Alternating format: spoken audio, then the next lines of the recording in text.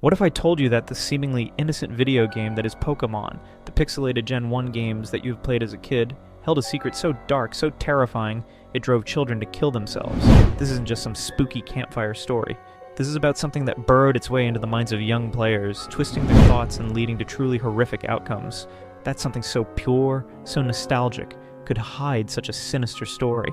The very idea of a beloved childhood pastime turning into a source of dread creates a deeply unsettling feeling, hitting you right where your most cherished memories reside. Today we're diving deep into the chilling story behind the title you just saw. Catching this Pokémon lead 5 children to suicide. Could a few notes of music really twist a child's mind so completely, leading them down a path of no return? We all remember Lavendar Town, right? For years, whispers have circulated about a specific town, a specific song, that brought a real-world horror into living rooms across Japan. Today, we're peeling back the layers of the Lavendar Town syndrome. A legend so disturbing, so persistent, it makes you question everything you thought you knew about childhood games. We'll explore where it came from, why it stuck around, and the truly unsettling twist that makes it even more terrifying. Get ready, because this isn't the Pokémon story you grew up with. Chapter 1. The Problem of the Whispers from Lavendar Town. In Japan, 1996. A new game drops, and it's an absolute phenomenon.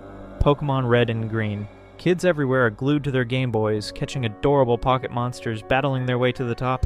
It was a cultural explosion, a vibrant, exciting world that captured the imagination of millions. But then, you reach Lavendar Town, and everything changes. This isn't your usual happy-go-lucky Pokémon vibe.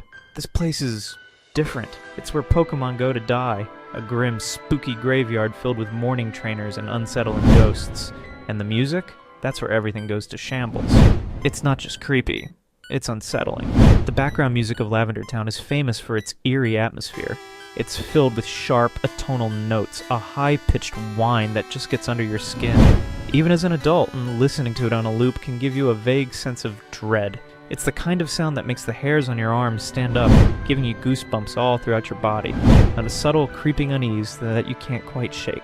The deliberate use of these specific auditory details, like sharp, atonal notes and a high-pitched whine, is meant to create an immersive, almost tactile sense of unease for the listener. This isn't just telling you the music is creepy, it's describing it in a way that allows your imagination to conjure the unsettling feeling, making the horror feel more immediate and impactful. It's said that under the music in many of the layers, there's binaural beats. Binaural beats are an auditory phenomenon where your brain perceives a third tone when presented with 2 slightly different frequencies, one in each ear. This phantom tone is actually the brain's interpretation of the difference between the 2 frequencies, and it's thought to potentially influence brainwave activity and lead to various effects like relaxation or increased focus or a way to change the cognitive functions of your brain. Chapter 2. The True Number of Deaths. Soon after the game's release, the rumors began. Not about Pokémon battles, but about something far more dark. Reports started trickling in, flowing all throughout Japan. Children, mostly in Japan, were reportedly suffering from terrible headaches, nosebleeds, even becoming super angry or having panic attacks. And then, the most horrifying part? Suicides. The rumor claimed hundreds of Japanese children, over 100, even up to 200, took their own lives in the spring of 1996, all linked to that one curse tune. It was a terrifying claim, painting a picture of widespread, unimaginable tragedy.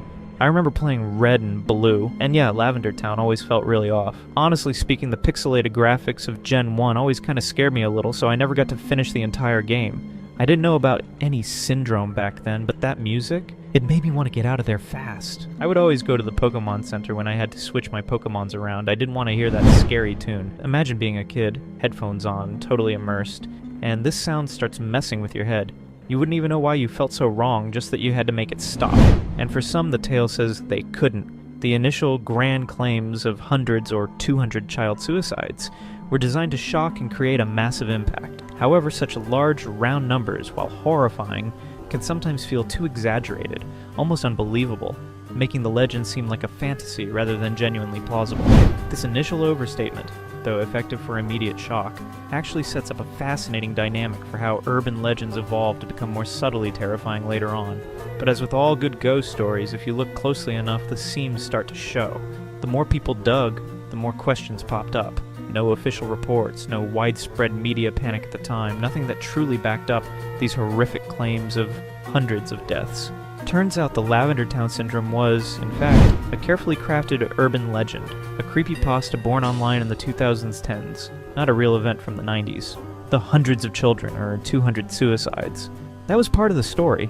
It was designed to hit you hard, to make you gasp. It was the ultimate scare tactic, making the tragedy seem massive and undeniable. The bigger the number, the bigger the fear, right? But here's the truly unsettling twist, the one that makes this legend even more sticky, even more believable, even though it's still just a story. An unknown source, buried deep in the internet's dark corners, later confirmed that it wasn't hundreds of kids, it was 5. Take it with a grain of salt, 5 is still a lot. Hundreds is a statistic. It's a number so big, it almost feels fake, like something out of a bad horror movie. 5 children, that's specific, that's personal, that's a small group, a tragic incident that feels real.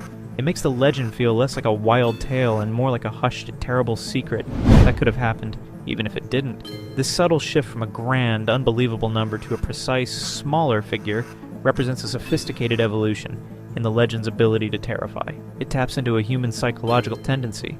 A smaller, more specific tragedy feels more authentic and easier to imagine as a hidden truth, making the legend itself far more potent and insidious than its initial exaggerated version. Even with this more believable number, it's still a legend. But it's a legend that learned how to truly terrify. It evolved, just like a virus, to become more potent, more insidious. The narrative choice to unveil this mystery and present a more believable number provides a powerful payoff for the anticipation that built throughout the story. Chapter 2. How it became popular. So how did this terrifying tale go from Japan to becoming a global phenomenon? The answer is the internet, specifically the wild, untamed early 2010s internet, and places like 4chan. This is where the Lavendar Town syndrome truly became a creepypasta, a horror story, often short and disturbing that spreads like wildfire online, designed to make you wonder if it's real. Think of it like a digital game of telephone, but instead of words getting twisted, the fear just gets amplified. And boy, did people want to believe this one. The storytellers were good. They added layers of chilling detail, claims of binaural beats and high-pitched tones only kids could hear, messing with their brains and causing headaches and erratic behavior. It sounded scientific, right? Like a hidden frequency, a secret weapon targeting innocent minds. They even photoshopped creepy images into the music's sound waves, ghosts the Pokémon unknown spelling out "Leave Now." It was all designed to make you feel like you were uncovering a hidden truth, a secret conspiracy. There were even claims that Nintendo quietly recalled the original games, secretly changing the music for international releases, a classic they don't want you to know conspiracy. But here's the really wild part, the thing that gave this urban legend its terrifying grounding, the Den-O-Senshi Porygon incident. Back in 1997, a Pokémon anime episode with flashing lights caused hundreds of Japanese children to have seizures. A real event where a kids show actually harmed kids. So when the Lavender Town Syndrome story popped up, talking about kids getting sick from a Pokémon game, well, it just clicked for people. It felt plausible because something similar had actually happened. The strategic blending of clearly fabricated elements with a verifiable real-world incident created the powerful sense of reality. By linking the fictional illness to a documented event, the story blurred the lines between fantasy and reality, making the unbelievable seem chillingly possible, especially for an audience less able to fact-check events in a foreign country. The internet didn't just host the story, it acted as a massive megaphone, amplifying every terrifying detail.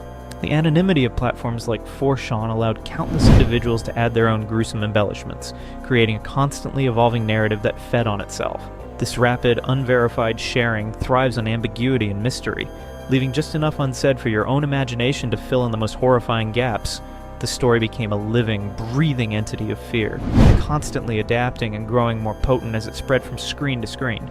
So, the legend of Lavender Town Syndrome, a chilling melody, a fabricated illness, and a terrifying story that evolved to become even more believable by shrinking its horror down to a haunting few. It's a powerful reminder that sometimes the scariest things aren't ghosts or monsters, but the stories we tell ourselves, and how easily they can take root in our minds. Anyways, I hope you enjoyed this video. Be sure to like and subscribe and go watch this video.